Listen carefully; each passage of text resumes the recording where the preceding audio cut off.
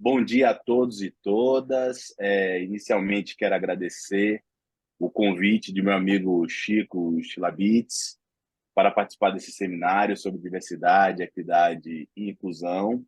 Com isso, quero estender os meus cumprimentos a você, Demetrios, que é o líder de capacitação, ao governador José Hilário Rodrigues e todas as demais autoridades rotarianas.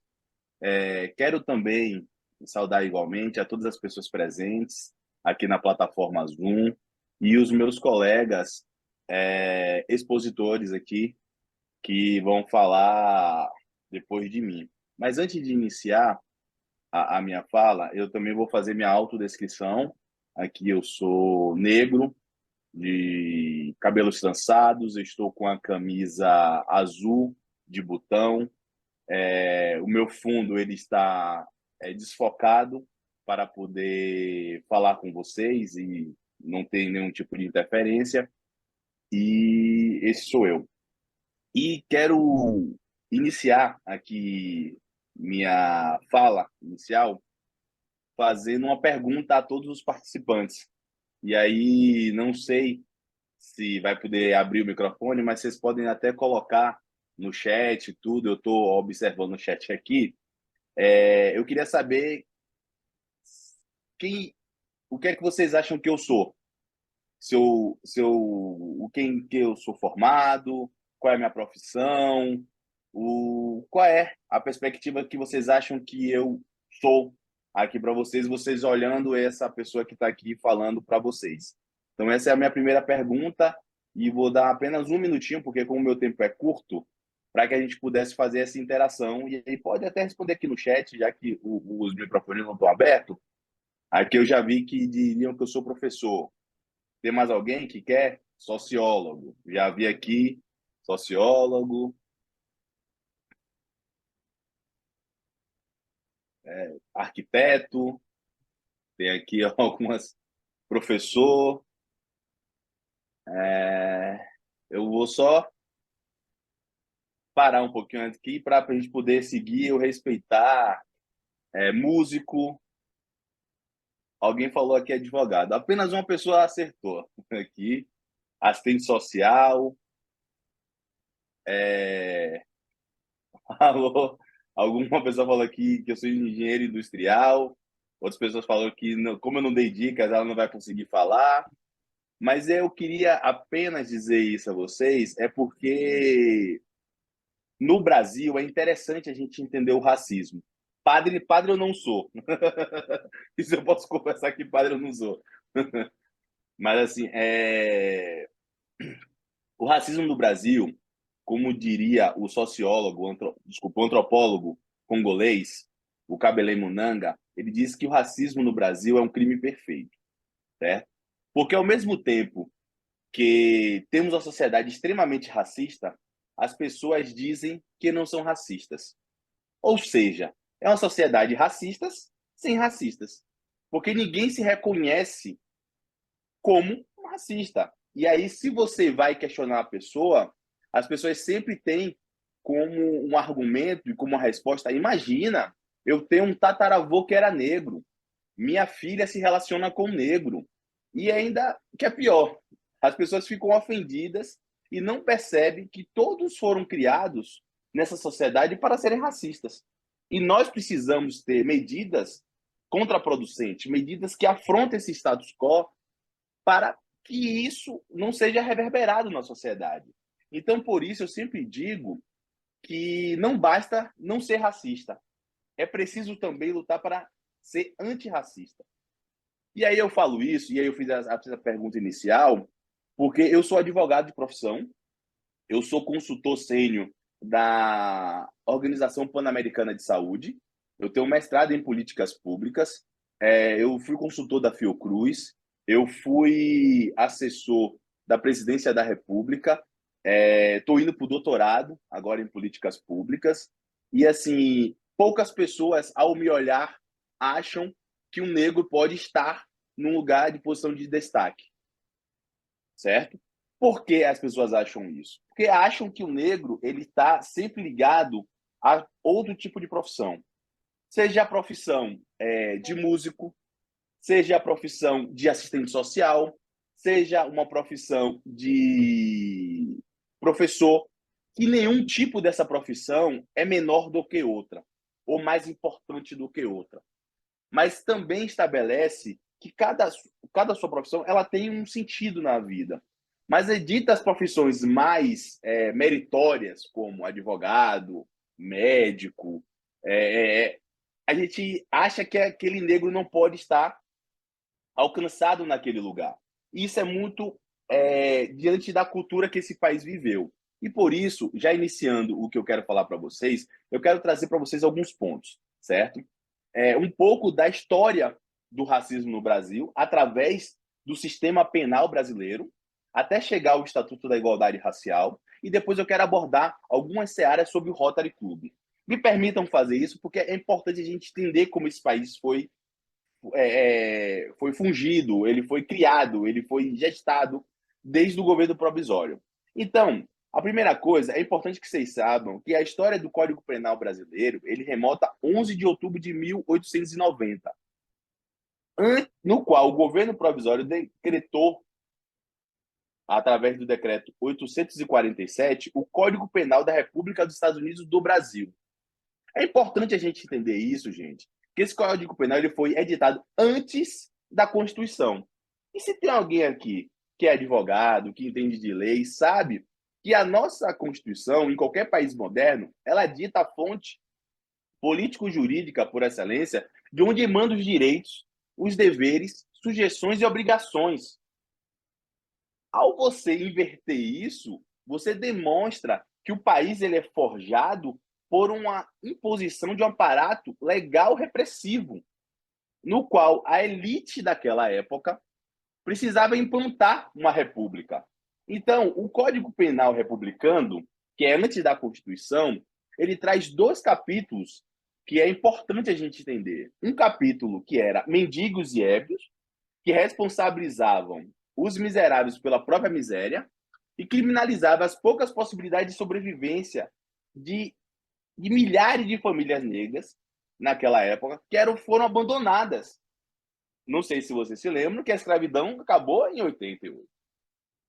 E ao acabar a escravidão, aquelas pessoas não poderiam ter mais aquela mercadoria, que eram os escravos, que eram considerados como mercadoria, e esses escravos eram jogados na rua. E aí você sai das fazendas e você vai para a prisão. Porque se você não pode ficar na rua, o Estado legitima que você saia da fazenda, porque você não mais pode trabalhar obrigado, e você vai para a prisão, porque era crime. Ser mendigo naquela época era crime.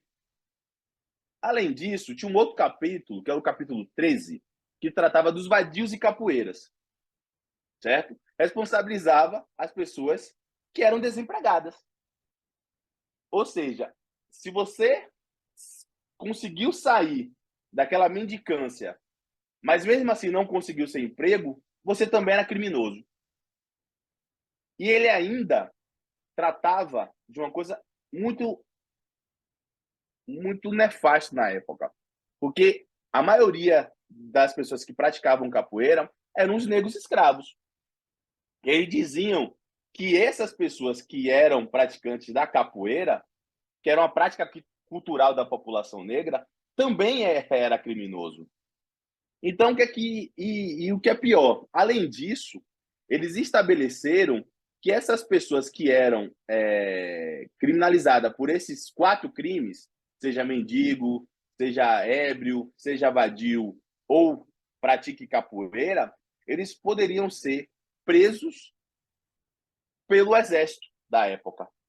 Então, assim, as prisões militares existentes iam ser para essas pessoas. Ele era um crime de Estado. Então, é importante entender que a independência do Brasil ela não conseguiu ajustar conta com o escravismo da era colonial.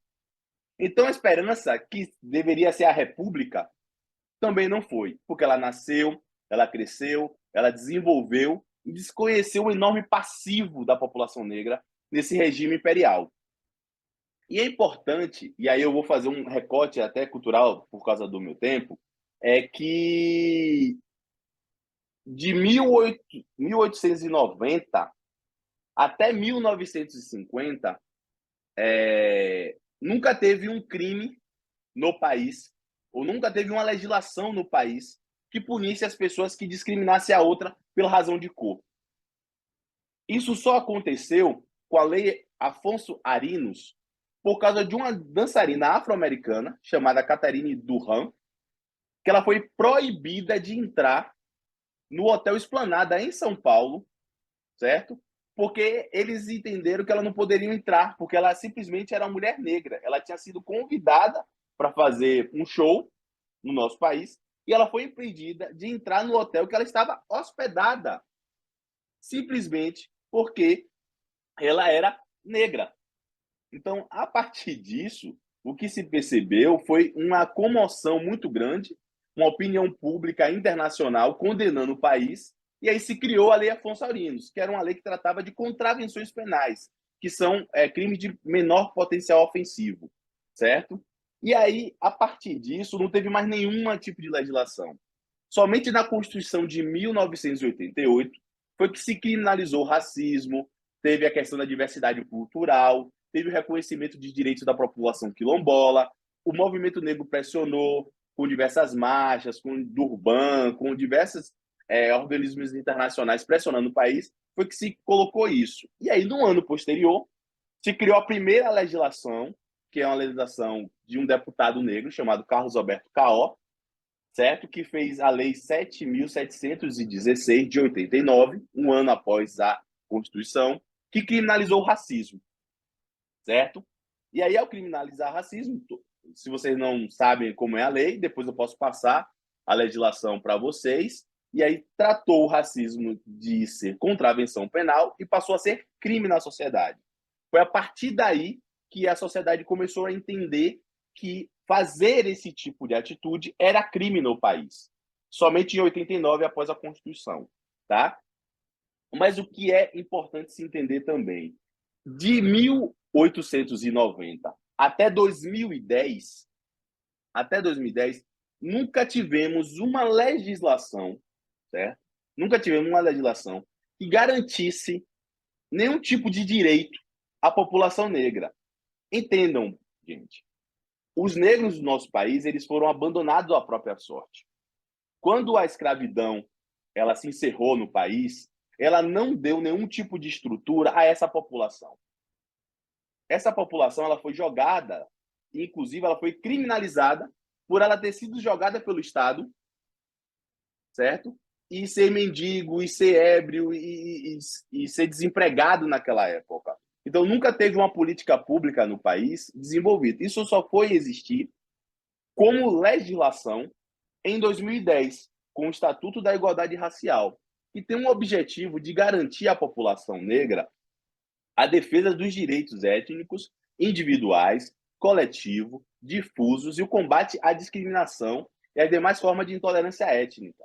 Esse estatuto autoriza o poder público, inclusive, a realizar medidas que garantam a promoção da igualdade racial no nosso país. Porque antes não existia. É muito comum a gente olhar e achar que isso é. Não, mas não precisa. Ah, mas isso tudo. Mas a equidade, sobretudo, a igualdade de oportunidades, é você permitir aquela pessoa que não alcançou, por diversas formas, uma paridade de disputa naquele local. A gente só quer parear essa disputa. A gente não quer nenhum tipo de prerrogativa, não quer nenhum tipo de benefício ou no sentido de deturpar a ordem meritória. Mas só pode existir mérito, só pode existir ordem meritória se você tiver a oportunidade de concorrência. Quando você não tem a oportunidade de concorrência, você não tem capacidade de disputar mérito. E é isso. E aí eu falo tudo isso e eu fiz esse breve resumo o mais rápido possível para entrar na questão do Rotary, certo? O Rotary, para mim, eu não conheço o Rotary a fundo, mas o Rotary, para mim, é uma instituição de grande relevância. E ela tende sempre a promoção do desenvolvimento comunitário, de lideranças, de serviços humanitários.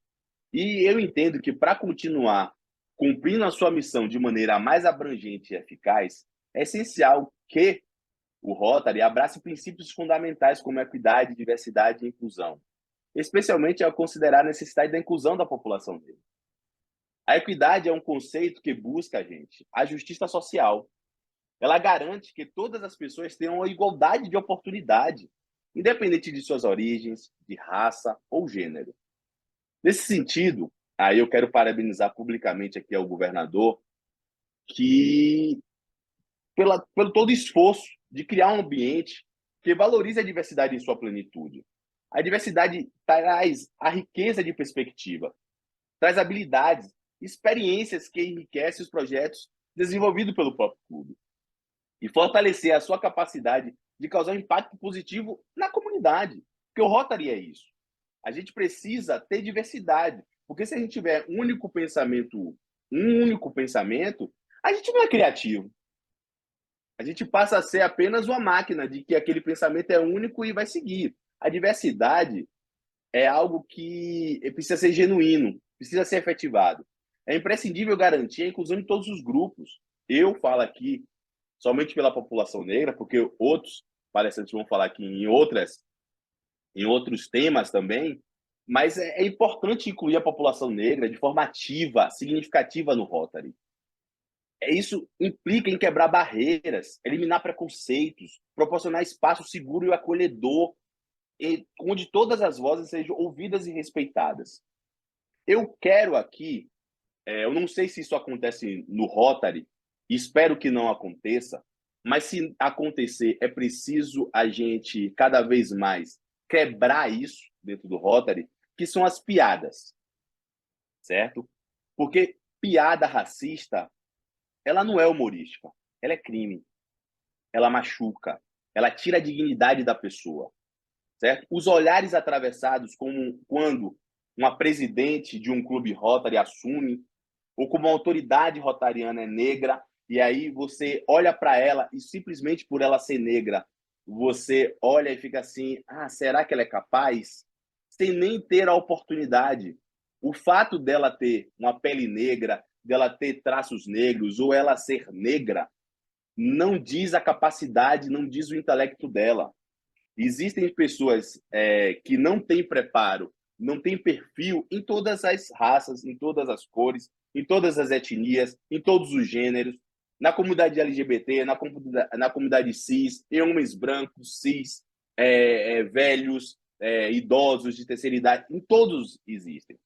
Não é a cor da pele que define a capacidade das pessoas. Então, por isso, já encaminhando para o final, a importância de promover a equidade, a diversidade e a inclusão no Rotary Club precisa ser nítida, precisa alcançar a todos, precisa ser algo que seja de cabeceira das autoridades rotarianas. Primeiramente, ao abrir porta para uma ampla gama de perspectiva, o Clube Rotary será capaz de identificar, inclusive atender melhor as necessidades específicas da comunidade. Porque o Clube Rotary, ele não é, apesar de ser um clube fechado, não é um clube que é só eu quero me associar, eu chego, mas ele presta serviços à comunidade. E a comunidade desse país é 52% de negros. Então não dá para alguns se encastelar no seu universo e achar que o seu universo ele é correto. A sociedade de hoje, ela precisa de diversidade, ela precisa de equidade, ela precisa de inclusão. Isso não é nenhum favor, isso é uma obrigação de entidades, de associações, de empresas, de clube, que querem se moldar ao novo século, a uma nova perspectiva. E com isso, a inclusão da população negra, gente, permitirá que os projetos sejam moldados de forma mais precisa, que os recursos sejam direcionados de maneira mais eficaz. A gente trabalha com a população negra e eu quero apenas finalizar dizendo a vocês que o racismo, o preconceito racial, a discriminação, ela não é um problema da população negra. Ela é um problema da sociedade em geral. Porque a partir do momento que você dispensa 52% da população, você dispensa 52% da força de trabalho. Você exclui da sociedade 52% da força de trabalho. 52% da população. Então, assim, que sejamos mais inclusivos, que sejamos mais com comunicações não violentas, que sejamos com um olhar para mudar o mundo, com um olhar de acolhimento dessas pessoas e sabendo que, diferentemente, iguais. As pessoas são diferentes, mas elas se igualam em alguma coisa, certo? E a diversidade está aí para ficar, a equidade está aí para ficar e a inclusão é necessária.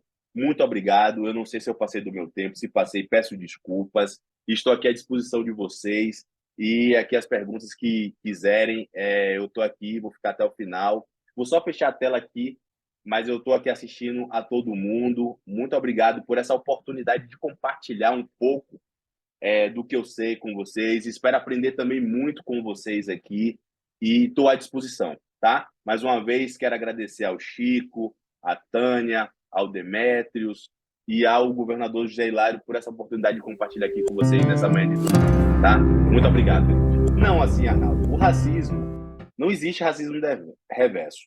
Primeira coisa, o racismo demarca sempre uma parte da população que sofreu uma exploração oficial da sociedade, como a exploração de trabalho, segregação financeira, de moradia, perseguição cultural, sob a justificativa de raça. Isso tem que ser estrutural, certo? O Brasil, a ideia de raça, ela foi criada justamente para justificar um domínio que gera imposto entre outras populações de forma violenta. O efeito do racismo no Brasil não foi reparado logo após a escravidão. Os efeitos são sentidos até hoje pela população negra e também a população indígena. O Brasil foi a última nação independente das Américas a abolir a escravidão de negro.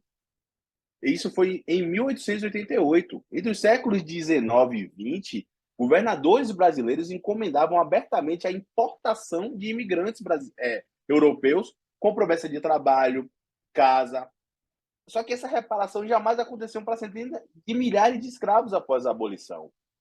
A importação era uma tentativa, inclusive, de embranquecer a população para criar uma sociedade que as pessoas viam como mais atrativa economicamente em modos europeus. Então, assim, isso ainda tem como consequência que é sentido até hoje. Aí a gente pode olhar a população brasileira, apesar de ser o que é a população negra hoje no Brasil?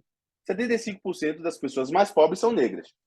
75% das pessoas que são vítimas de homicídio são negras. Eles são mortos pelos aparatos do Estado. Assim, você consegue enxergar os negros, apesar de ter 52% da sociedade, como liderança dessas empresas, das grandes empresas? Essas estão na liderança do Rotary, certo? Então, assim, a gente precisa entender que o racismo é isso. E aí, se a gente quiser resumir, a gente não teve um navio branqueiro, certo? Que veio lá da Finlândia, que importou os brancos para o Brasil, para eles poderem ser escravos no Brasil, certo? O que se teve foi que as pessoas negras foram retiradas à força dos seus estados, dos seus países, e vieram para cá para ser escravos no nosso país. Então, não há como a gente falar sobre sobre racismo reverso, pelo fato de nunca ter havido uma escravidão reversa, nem posições de valores culturais, nem religiosos dos povos africanos, dos indígenas, ao homem branco. Tampouco o genocídio da população branca, como ocorre até hoje o genocídio ou o enfrentamento à morte exacerbada dos jovens negros. Se você olhar qualquer dado estatístico de violência, não é possível a gente ver sempre os negros na condições de mortos. Entendeu? A primeira política sempre que o movimento negro fala para a população negra é uma política pública de manutenção da vida. Porque sem ela não tem nem como falar sobre as outras políticas públicas, entendeu? Então, para encerrar, eu só quero dizer que racismo reverso não existe. O povo branco ele não foi escravizado, ele não foi forçado a sair do seu país para o Brasil em forma de escravo, ele não teve sua cultura aniquilada, sua religião aniquilada como uma forma de embranquecimento de um país. Então, assim, só queria concluir isso, Demétrio. Desculpe se passei do tempo, mas era importante a gente retratar, porque isso é uma falácia apenas para manter o status quo da sociedade que é branca, heteronormativa, cis, entendeu? e no qual os negros sempre estão alijados dentro desse processo cultural, sociológico, estrutural, financeiro do país, tá?